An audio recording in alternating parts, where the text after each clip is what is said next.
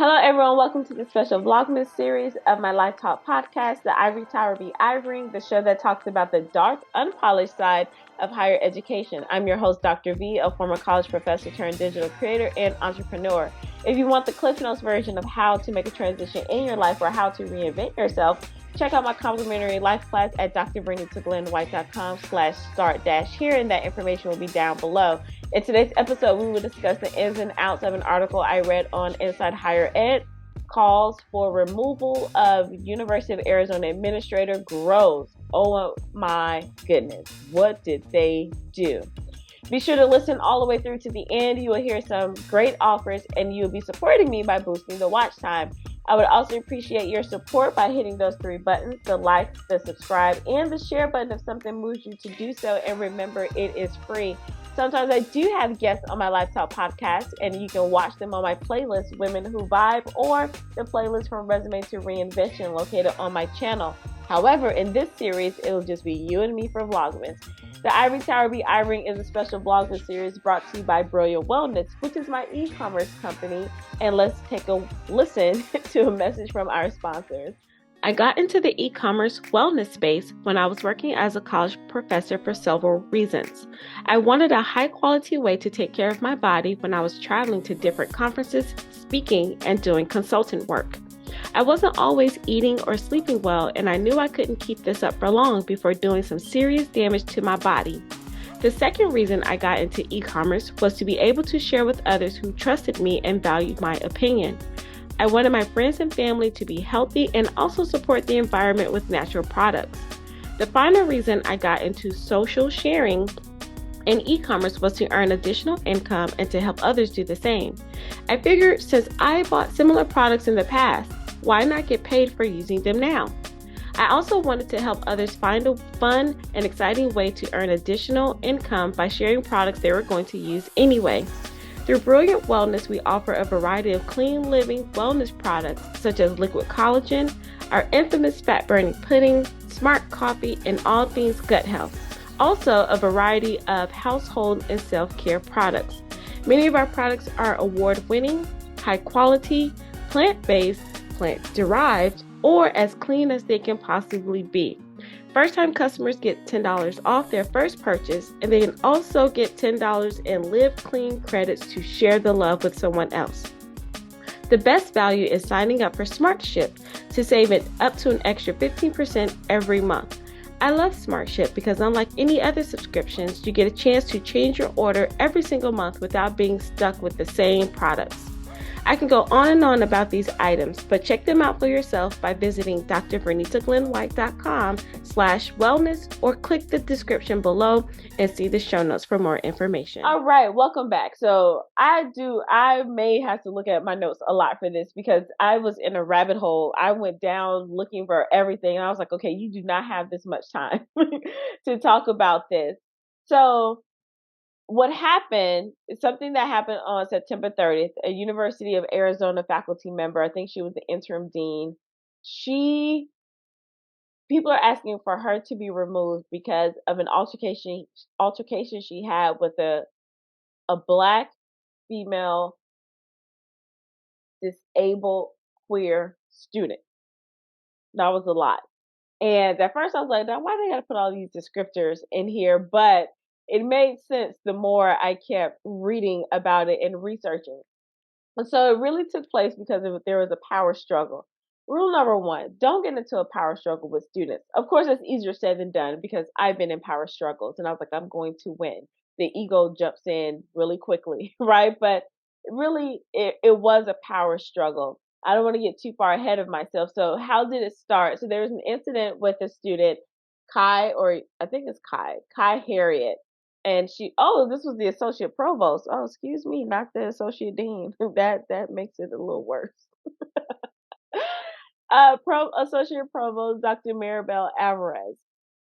And so to paint the picture of all of these descriptors, Provost Alvarez or Associate Provost Alvarez is in part of, I think it was diversity, equity, inclusion. They were in a building called the Dr. Martin Luther King building, and then Kai is the president of a Black Student Union organization. And she has ties with another organization that supports LGBTQ. I think we're still doing AI students. So they had to put all that in there so you can understand the magnitude of why this became so big. And then I think she's part of the something with disabled students organization on campus. So yeah, she's the provost of diversity, equity, and inclusion, or they just call it diversity and inclusion. And they and Dr. Alvarez is really over the part that is supposed to support marginalized students. So it was a lot, right? Now, I'm not making any judgments. I didn't see a picture of Dr. Alvarez, but her name is Alvarez. So either she married someone of Hispanic descent or she is, but I don't know. I didn't look it up, so I don't want to make any assumptions. So this was a quote that sparked things, and I'm laughing because this takes me back. So what happened? Dr. Alvarez was like, she told Kai, because I don't have to talk to you about anything. They were in the bathroom, and they asked Dr. Alvarez asked about Kai's summer, and she was like, was pretty good considering. Words were exchanged, and Kai was like, well, I don't think you did all that you could have done, in your position, because I'm not doing well in my academic studies, because she was attacked. I don't know how she was attacked, but there was something that she was harassed, attacked, something like that. So the dean was like, well, I did everything I could for you, and pretty much that still wasn't good enough. Like, what do you expect for me to do? And then Kai was like, you didn't do everything that you could have. They got into a situation. Kai says Alvarez blocked her at the bathroom. Alvarez said she tried to roll her over in the wheelchair. Said Alvarez got in her face. But how that happened, that was from something else. So they already had some issues prior to that incident. So what sparked it, Kai wanted Alvarez to come talk to the Black Student Union about some issues. Well, Alvarez was like, well, after you were acting ungrateful, I don't want to come to the meeting. I don't have anything to say to you. So I guess this confrontation in the bathroom took place because Alvarez didn't show up because she felt that Kai was being ungrateful about the situation. Okay, so like I said, I do understand both sides. I understand when the student is like, well, you said you were going to meet. Why don't you want to meet? Then I understand when the Falcons like, look, you've showed me your hand. I don't want to come meet with you. Now, her being the provost or the associate provost is like, all right, just go suck it up, Buttercup, and go meet and hear what the students were saying. That's just me not knowing all the ins and outs. But then, too, as a student, sometimes these students are a little too bold because you confront me in the bathroom and you might catch me and I forget that I have a title and I'm going to come and confront you right back. So I don't know what was going on either of the ladies' heads at the time, but it's one of those. It's like I don't think the bathroom was the best place to have this conversation. We should have. It's like if you felt that she didn't do enough, then you go take that where it needs to be. Don't tell the lady, well, yeah, but my grades are slipping. And who knows? The student probably could have had an attitude. Alvarez probably heard the attitude. I don't know. But it went down in the bathroom. But this has been building up. So this wasn't just an isolated incident. As if you first read it, you're like, what? They want her to get fired over that? But it's been multiple things that led up to this point. So there was also why people were upset is because Alvarez called the police on the student. And people were like, how are you going to call the police on a Black student and a Black disabled student at that? And then they were like, the way they were talking, like SWAT team rolled up to the building. But it was 3 police cars that showed up. And I think it said that they were not blocking, but they had pulled up to all the ramps of the building just to make sure that if Kai was going to come out, they had it covered. Some people were like, are you serious? What was she really going to do to you?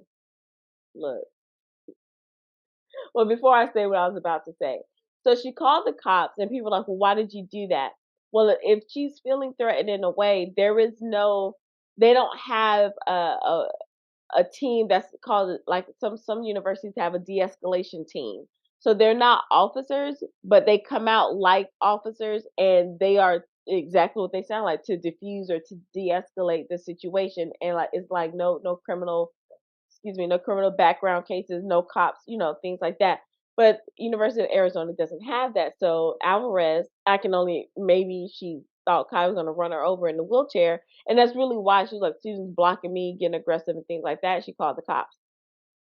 But and I'm gonna just being in similar situations. If I never called cops on a student, but let's say it's like when I was working in K-12, and if I had to call an administrator, like a dean, which was rare because I was like, don't play with me.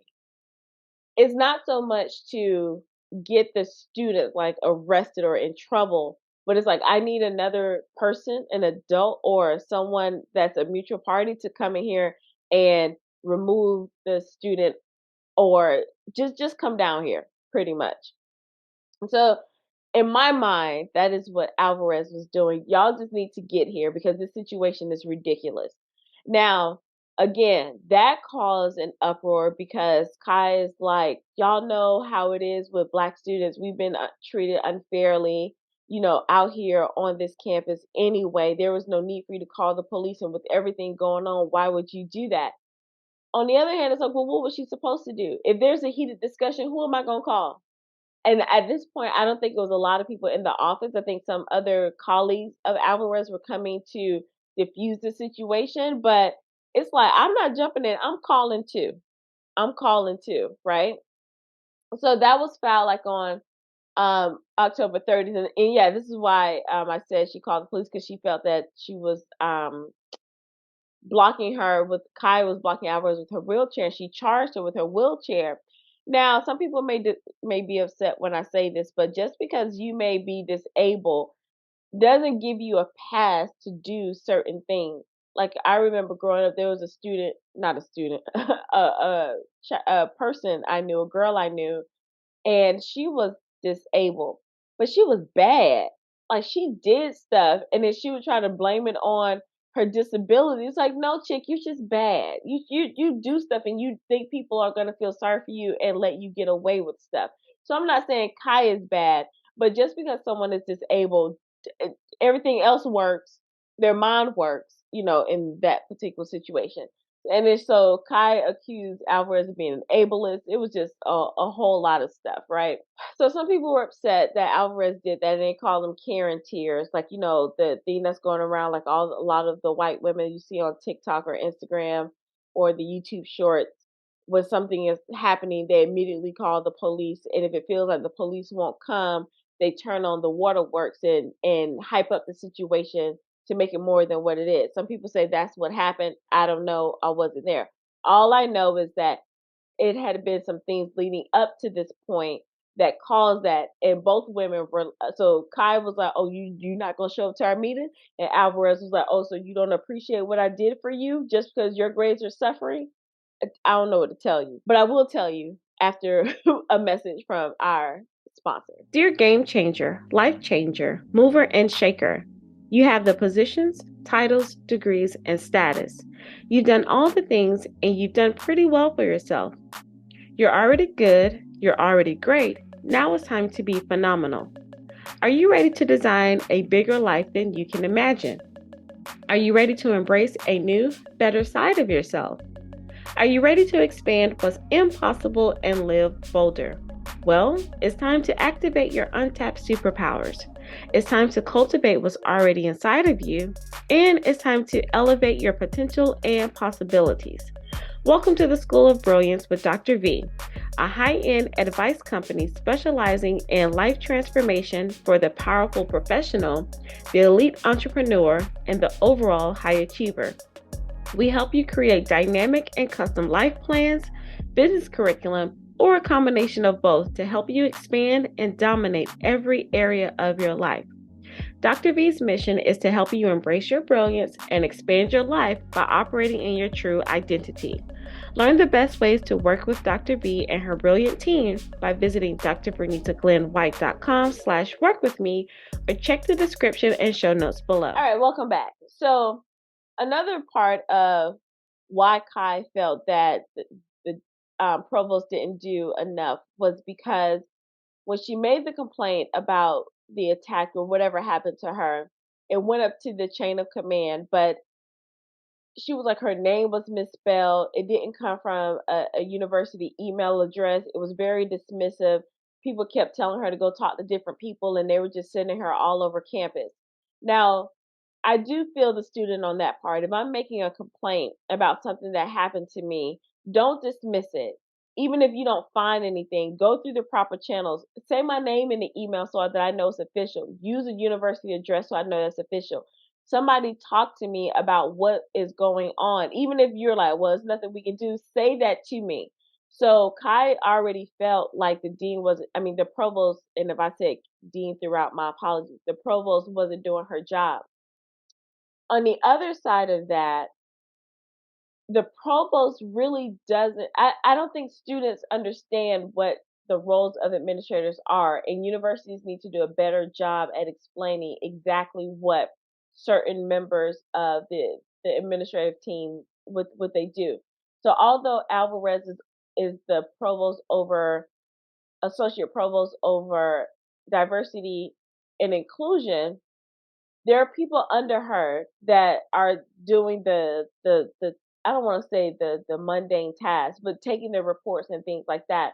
What Kai is saying that is one of the women who worked in the department, and if she was to file a complaint with Alvarez, then the person who takes the complaint goes to Alvarez, right? So it's like, even if I'm filing a complaint about her, the person that reviews your reports is the person I'm filing a complaint about.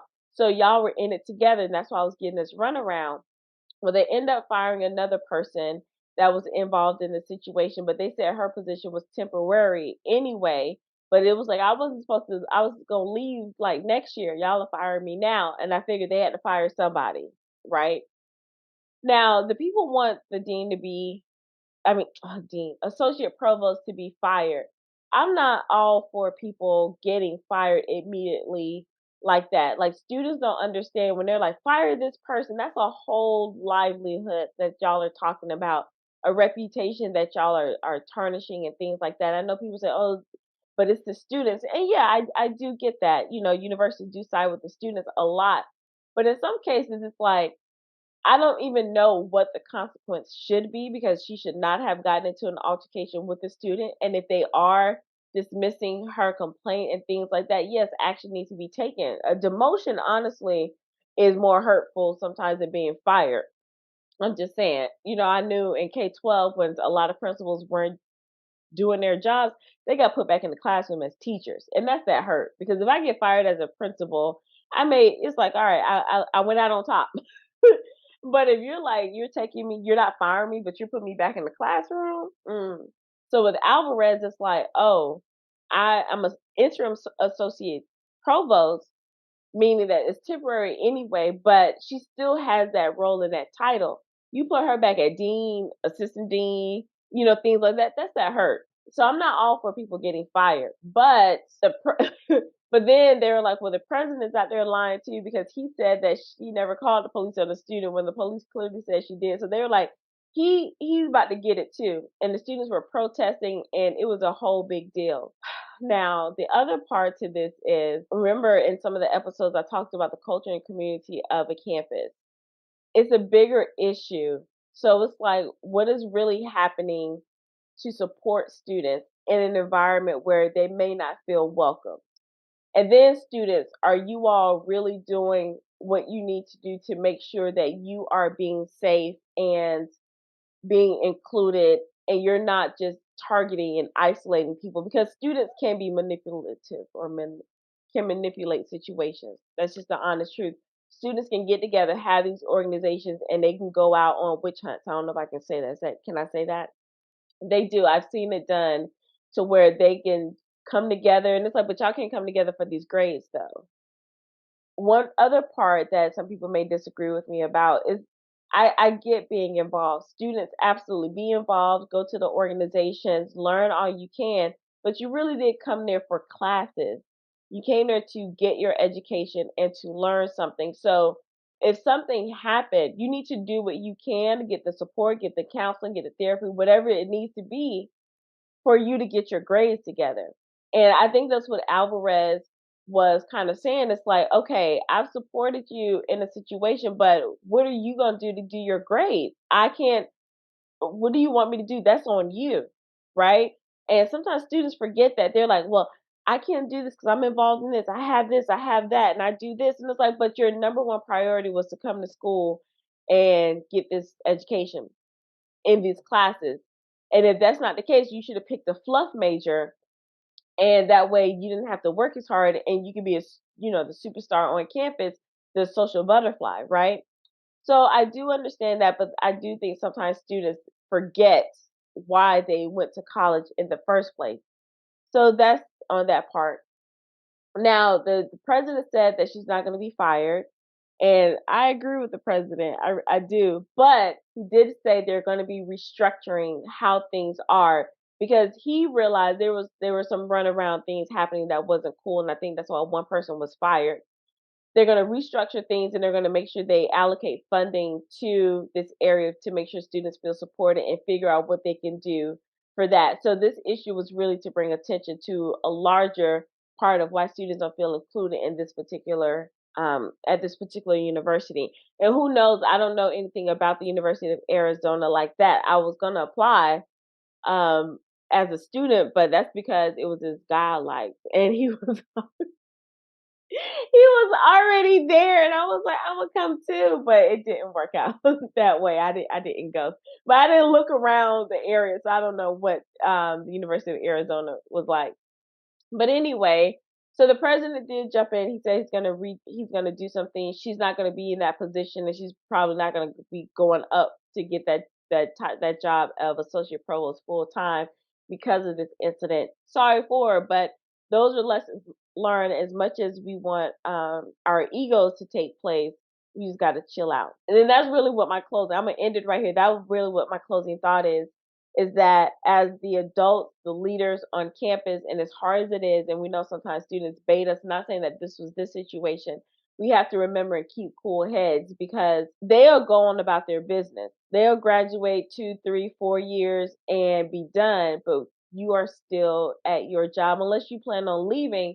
But things like that tend to follow administrators or faculty more than they follow students. So as always, I want to hear what your thoughts are. Do you agree? Do you disagree? Has anything like this happened to you as a faculty member or as a student or an administrator? Leave your comments down below. Remember to like and subscribe as well. And you can share if you want to. That'd be nice too. All right. So thank you so much for listening and learning with me. And whether you're beginning your day or ending your day, remember to be well, be empowered, be bold, and be brilliant. Until next time. Bye.